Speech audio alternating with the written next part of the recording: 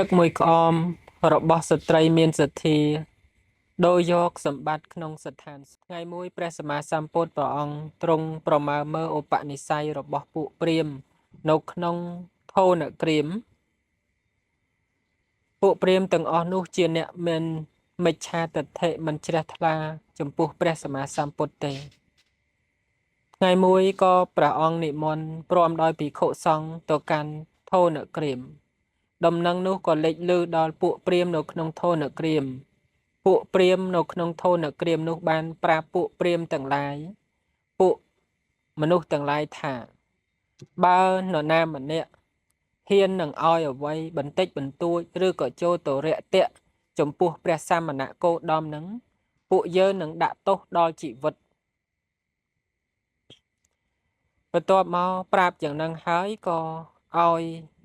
ពួកអ្នកភូមិទាំងឡាយឮដំណឹងហ្នឹងកុំឲ្យម្នាក់ឲ្យរបស់អីតិចតួចដល់ព្រះសមណគោតមព្រមដោយភិក្ខុសង្ឃ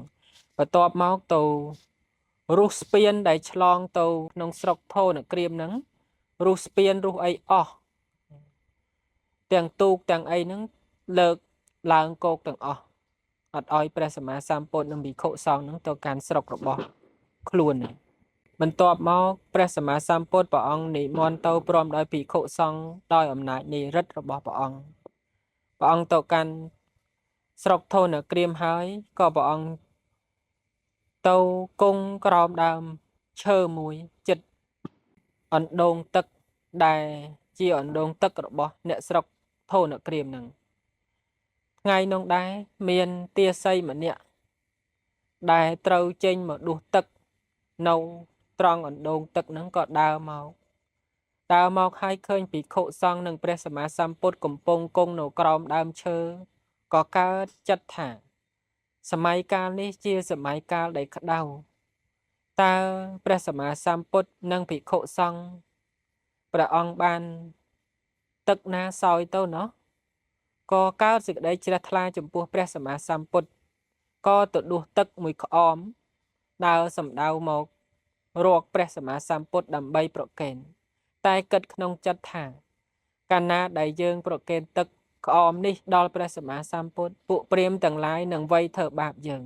ប៉ុន្តែដោយអំណាចនៃសេចក្តីជ្រះថ្លារបស់នាងក៏យកទឹកនឹងទៅថ្វាយព្រះសម្មាសម្ពុទ្ធពេលនោះព្រះអង្គឃើញថាចិត្តរបស់នាងនឹងមានសេចក្តីជ្រះថ្លាចំពោះព្រះអង្គក៏ទទួលធ្វើអាការៈឲ្យនាងដឹងថាដូចជាព្រះអង្គត្រូវការទឹកណាស់អញ្ចឹងដូចញាតិញោមឧទាហរណ៍ថាញាតិញោមស្រេកទឹកខ្លាំងអញ្ចឹងណាសំដែងអាការៈស្រេកទឹកនឹងដល់អ្នកដែលមានទឹកអញ្ចឹងព្រះសម្មាសម្ពុទ្ធព្រះអង្គសំដែងអាការៈហាក់បីដូចជាត្រូវការទឹកនឹងខ្លាំងណាស់អញ្ចឹងនាងក៏បានប្រគេនទឹកមួយក្អមនឹងចំពោះព្រះសម្មាសម្ពុទ្ធហើយព្រះសម្មាសម្ពុទ្ធក៏ព្រះអង្គសម្ដែងនៅរិទ្ធនឹងទឹកមួយក្អមរបស់នាងនឹងព្រះអង្គសោយផងព្រះអង្គលុបពភៈផងមិនត្រឹមប៉ុណ្្នឹងទេព្រះអង្គឲ្យភិក្ខុសង្ឃតទៅទៀតនឹងប្រើប្រាស់ឆាន់បានទៀតហើយទឹកនឹងនៅតែពេញក្អមអញ្ចឹងហើយនាងនឹង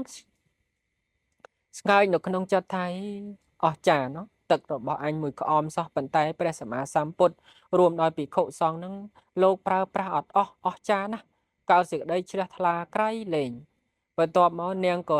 ជិះចេញពីព្រះសម្មាសម្ពុទ្ធទៅពួកព្រាហ្មណ៍ទាំងឡាយក៏ដឹងដំណឹងថានាងនេះបានឲ្យទឹកដល់ព្រះគោតមព្រះសមណគោតមអញ្ចឹងក៏នាំគ្នាមកចាប់នាងនឹងវាយបដើដល់ផ្ទះដែលនាងផ្ទះចវាយនាងរបស់នាងនឹងមុំទៅដល់នឹងស្លាប់បាត់ពួកព្រាហ្មណ៍ទាំងឡាយវាយនាងរហូតដល់ស្លាប់ទៅចុតតិទៅកើតនៅក្នុងទេវលោកនោះបរិបូរដោយទឹកវិមានវិមាននឹងអស្ចារ្យលោកប្រាប់ថាជាវិការៈនៃរបស់ទឹកសំបីមានបរិវារនឹងច្រើន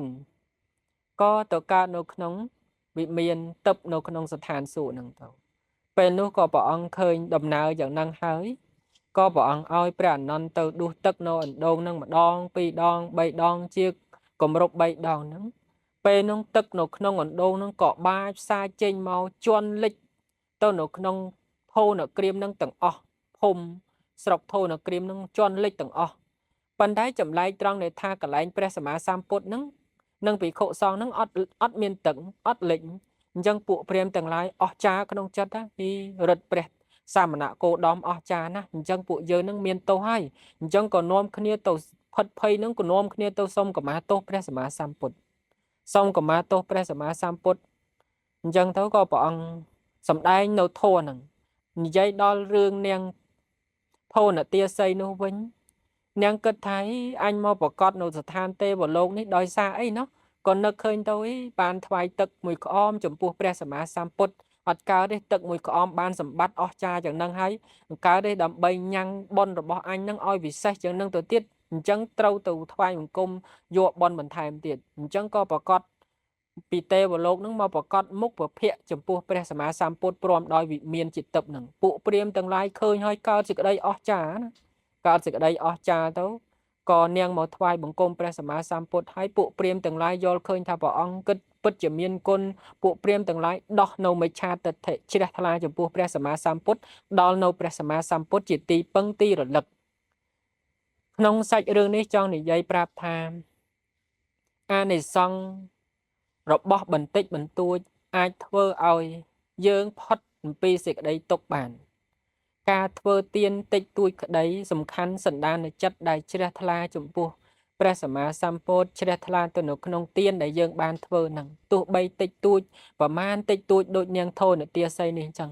មានប្រមាណទឹកហ្នឹងត្រឹមតែមួយក្អមទេតែដល់អំណាចនៃសេចក្តីជ្រះថ្លាហ្នឹងធ្វើឲ្យនាងហ្នឹងស្លាប់ទៅកើតនៅក្នុងស្ថានទេវលោកដែលពេលហ្នឹងគឺនាងជាទាសីជាអ្នកបម្រើគេទេតែអត្តភាពរបស់នាងហ្នឹងក៏ត្រូវបានពួកព្រាហ្មណ៍ទាំងឡាយសម្លាប់ទៅកើតនៅក្នុងទេវលោកបរិបូរដោយទិព្វសម្បត្តិដោយសារតែសេចក្តីជ្រះថ្លាការញ៉ាំងចិត្តឲ្យជ្រះថ្លាទោះបីទាននោះមានប្រមាណតិចតួចតែការញ៉ាំងចិត្តឲ្យជ្រះថ្លារឿយនឹងឯងគឺជាទានដែលមានផលច្រើនមានអានិសង្សច្រើនពោសូមអនុមោទនា